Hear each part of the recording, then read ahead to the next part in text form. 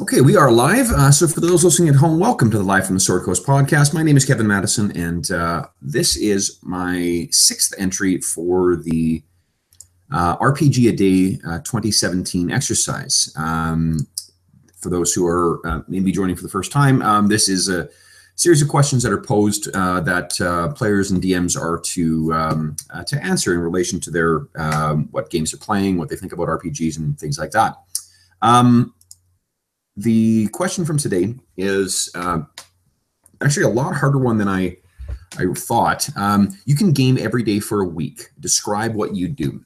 So for those who may not be familiar with the channel, I guess for those who are familiar with my channel, you can probably pick up that I'm a bit of a gaming dilettante in that I don't really stick with one game. I mean, I do have some ongoing campaigns where I've been running.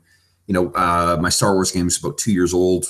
Before that, we ran D&D for about a year. We ran Dragon Age for about a year before that.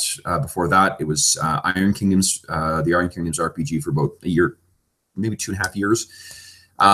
Before that was 2 extended campaigns using D&D 4th edition. But throughout that entire period, I've also taken breaks to run different games. I really... I'm not the kind of DM or player who, you know, has always stuck with D&D or always stuck with, you know, Warhammer fantasy role playing or Call of Cthulhu or whatever. I like changing up and I like playing different games. So when you're given the opportunity to pick a full week to run anything you want, that is a tough question to answer because there's just, you're suffering from a bit of, you know, choice paralysis, I guess.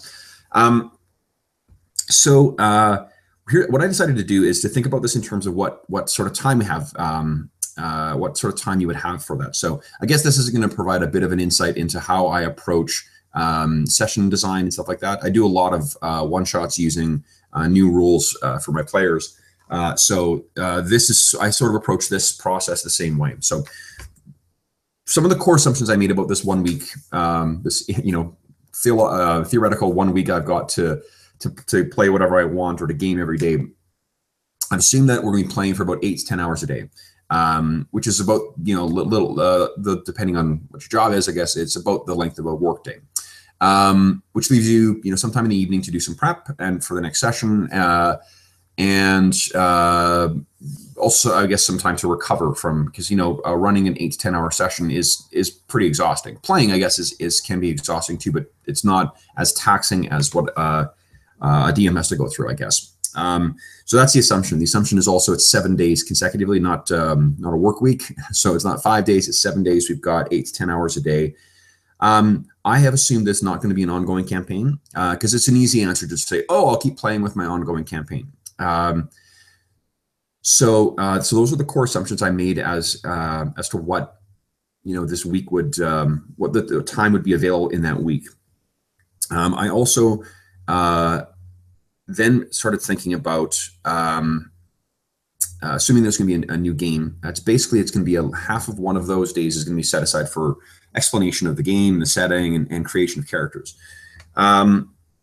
What I also sort of decided is I wanted to have something that would have a resolution at the end of that week. So something that would run for, you know, for the full week, for seven days of gaming, but give the players some sort of resolution, but also something that wouldn't have to wait until the end of that week for resolution.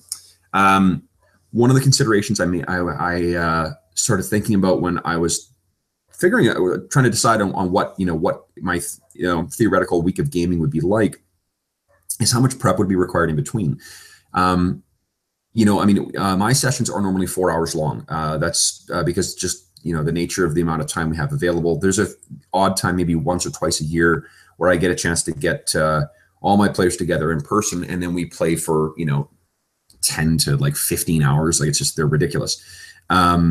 But the amount of prep that you have to put in for those sessions, for those longer sessions, is very, very different from the 4 hour ones. In particular, the running in a straight week, you are going to have to be responding to what the players are doing, right? Like, I often run fairly scripted campaigns, just because my players don't tend to think. I've tried to segue in towards a more sandboxy kind of style, but they just don't seem to dig on that. So, or they're not picking up on it, at least. What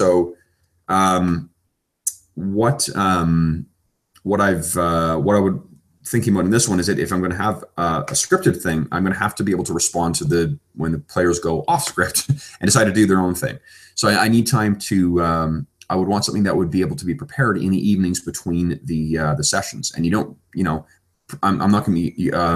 I wouldn't imagine that in this theoretical 1 week that I would be plowing through till the wee hours in the morning planning, and then running a full day's game the next day, and then repeating that again. To be honest, that's kind of like trial work. So with that in mind, I was thinking that it's got to be something that's not going to require a lot of what planning would be required would be something that would focus more on the story elements rather than the mechanical elements. If it's a game that's going to require a lot of mechanical work on my end to kludge together what the next day's session would be, that's probably not going to be a good fit. So like building custom characters in, Pathfinder or the hero system or GURPS or something like that is probably not going to be a good choice, because there's a lot of stuff, a lot of work that goes into creating NPCs for that. So that was in mind. So I wanted something that led me to thinking that probably what the week would be spent doing would be playing something that would be more pre-gen or a sandboxy type setting. That would probably be something that would be completely doable. You'd do a lot of front-end work, and then you just let it play out throughout the week. The downside to running a strictly sandbox campaign, though, is you wouldn't necessarily be guaranteed a payoff in terms of the story, and that's what I would want at the end of that period. In the same way that whatever one-shot session I run, I want to have a payoff. There's got to be some kind of structure to the beginning and the end of that session. So some of the things I looked at over the last day or so is the Traveller role-playing game just released a really cool, really epic sandbox campaign called The Pirates of Drenax. And that would be a really neat way of getting into Traveller, because I really haven't run Traveller really at all. I mean, I run the odd, Traveller the New Era session, and I've run one of the newest edition of Traveller from the second edition of the Mongoose Traveller. But this would be a really, really cool setting. The reason I decided that wasn't going to play out is because there's no way we'd get through all that material, or even most of that material in 1 week session, even at 8 to 10 hours a day. For a similar reason, I thought about the old Pathfinder Adventure Path Kingmaker, which is it's a really neat. It differs from a lot of other adventure paths in the sense that you're actually going out and creating a kingdom. So there's a cool mini game that lays over your otherwise, like, going out and adventuring and stuff like that. But similarly, it's just too big in scope. I don't think you could get through it, or you couldn't get to a meaningful stopping point by the time that you got to the end of, or by the time you got to the end of the week. I then went back to some of my gaming white whales and started thinking about them to decide whether there was one of those that I could sort of work into a manageable, 1 week period. Some of those white whales include, I've actually fairly ready to run Vampire Dark Ages campaign that I designed about 5 or 6 years ago. That got distracted by us running other games, but it's the game would have started with all the characters playing vampires in Vienna, in Austria, or what would become Austria. I think it was actually I really don't remember what the kingdom was at the time, but in any event, they start off in Vienna, which is sort of a gateway between the East and West, and then the campaign would have led to some of the kingdoms in Anatolia, what's, I guess, like the Caucasus in that region. And the reason is partly because it's an area that I don't think that a lot of folks know about. So it would be an interesting way to explore some of these kingdoms that were there prior to the Mongol invasion. And then that campaign would have sort of wrapped up with the Mongol invasion, which I think would have been a really interesting historical process. So not only would there be some fun, politicking and whatnot going on there, those kingdoms prior to the Mongol invasion were effectively like leftovers of the Eastern Roman Empire. So fairly advanced, fairly developed kingdoms, great kingdom rivalries. There'd be some cool East meets West vampire stuff going on there, and then you would realize that there's this massive external threat that would just wipe out everything like a devouring wave. It's the closest you can get to a real world analog of like the White Walkers or zombies or whatever. I mean, zombies maybe is a pretty racist way of describing the Mongols, but in the context of the story, that's what I mean by that. And I don't know. I mean, that one I think it would be interesting to do, but I'm not sure I could get to the point of resolution I would want within a week. So because 8 to 10 hours a day at 7 days a week is between about 66 hours and 80 hours. And I'm not sure that we could get through enough of the material to get to the end of that. So that's why I decided that maybe wouldn't be the good pick. Another gaming white whale I have is using Ars Magica, the medieval magic game that I've mentioned on this channel a couple times before, with a campaign set after the Third Crusade, with the characters being Western European magicians and characters and whatnot who are being brought into Constantinople to try and Latinize that kingdom or that city. So if you're not familiar, the Third Crusade was a bit of a, well, not a bit of, it was a massive debacle. I'm thinking of the Fourth Crusade. It's either the third or the Fourth Crusade. I think it's the Fourth Crusade. Third is with Richard. So it's the Fourth Crusade I'm thinking of, where basically Venice basically tricked or cajoled the Crusaders into, instead of actually going through with a crusade into the Holy Land, they annihilated one of their trade rivals, a place called Zara, and then annihilated another of their trade rivals, which was Byzantium. So Christian Crusaders went in expecting to go and conquer the Holy Land, and then decimated the the largest Christian kingdom in the East. So, and I thought that would be really interesting because there's a lot of great, if you bring in characters who were participants in that crusade, that might be a really cool way of playing up some some like I guess like ghosts in their past, literally in some cases, because it's a magical world. But that idea isn't fleshed out enough, and that one would depend largely on the characters. And again, I'm not sure I would get to the point where I would be able to give a satisfactory resolution, or at least I don't have one in mind for how to resolve that within a week. Other ones I thought of is using GURPS to create a urban fantasy kind of realm. I like the idea in 13th Age, which is a fantasy game published by, I think it's Paradox Press, and maybe I've got that name wrong, Pagan Press, I think. And that game, the players have input into what actually, what are characteristics of the world. And I like that a lot, because you're not coming in with a preset, this is our setting, here's what we're going to, we're going to play in. Instead, the players have lots of contribution into what's, what orcs are, and what, whether there's guns, and what sort of general setting it is.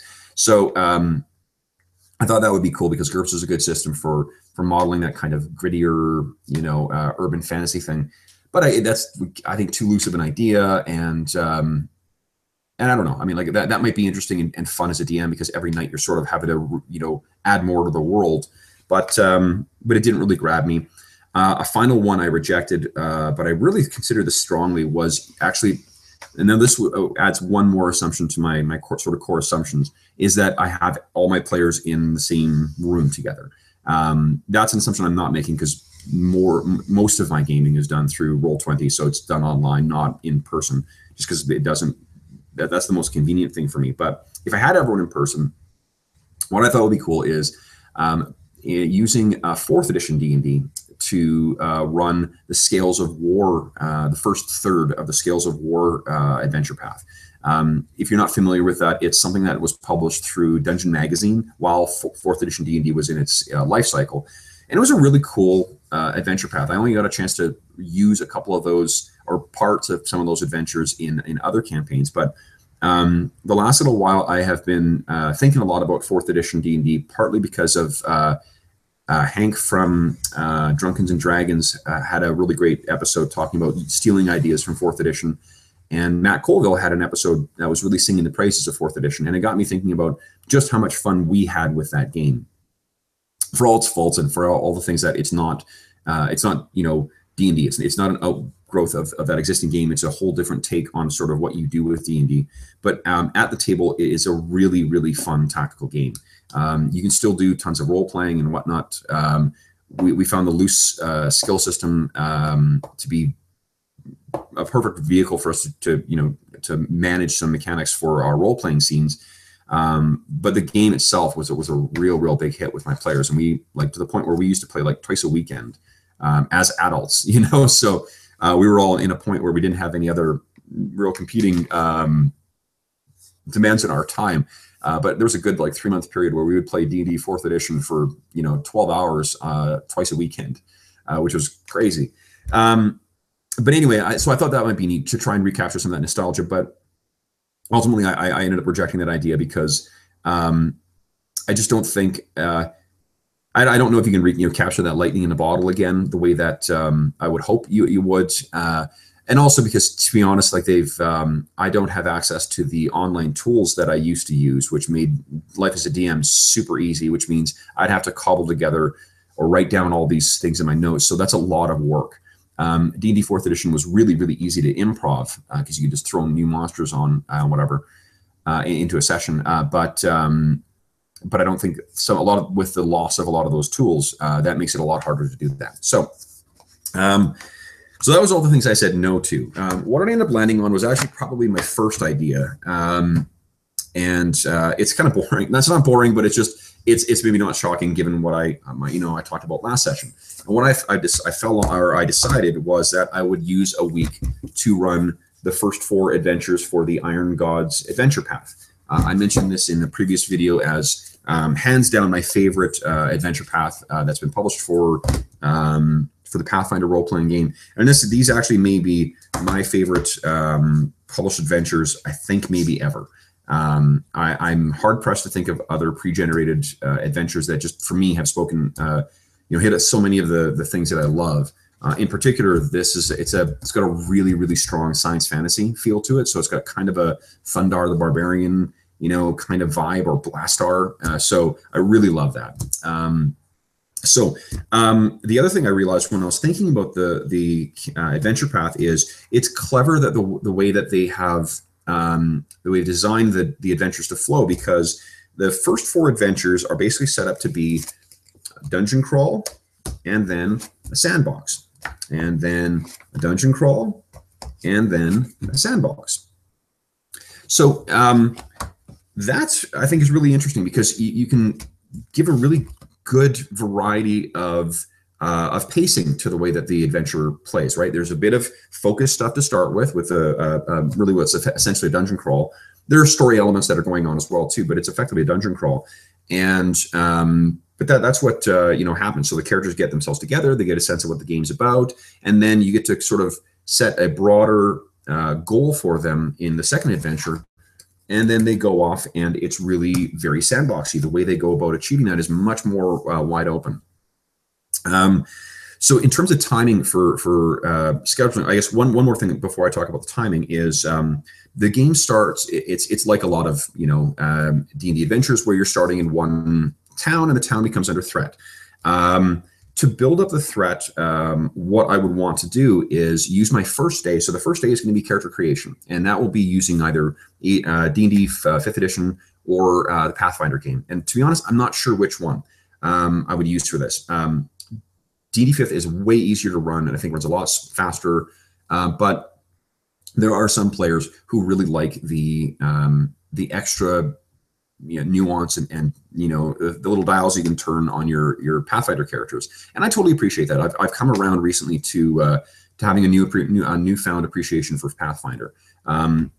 There's just whether it is it adds or detracts from the game, I'm going to leave for a different video. But I mean, there certainly is more to the monsters mechanically speaking, and there's more to the characters mechanically speaking in a Pathfinder character or monster than there is in a D&D 5th edition one. You also have more choices you get to make.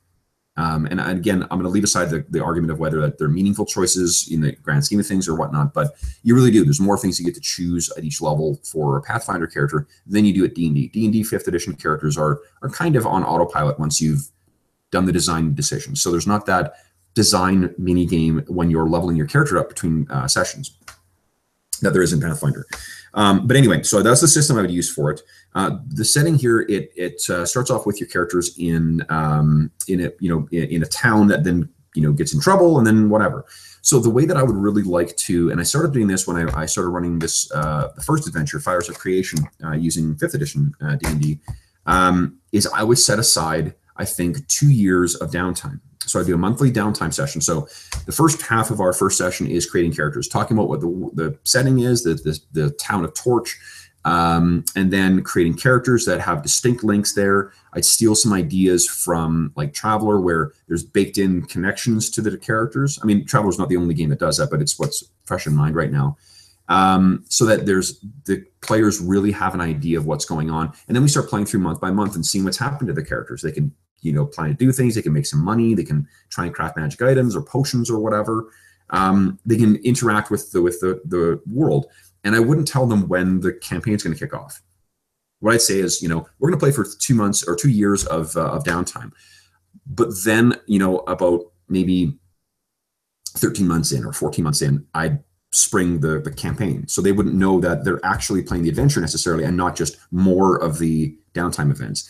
So that for me gets the characters together, gives the place a feel of being lived in, but doesn't spend too much time, just chewing up time, just doing some effectively like sightseeing in that world.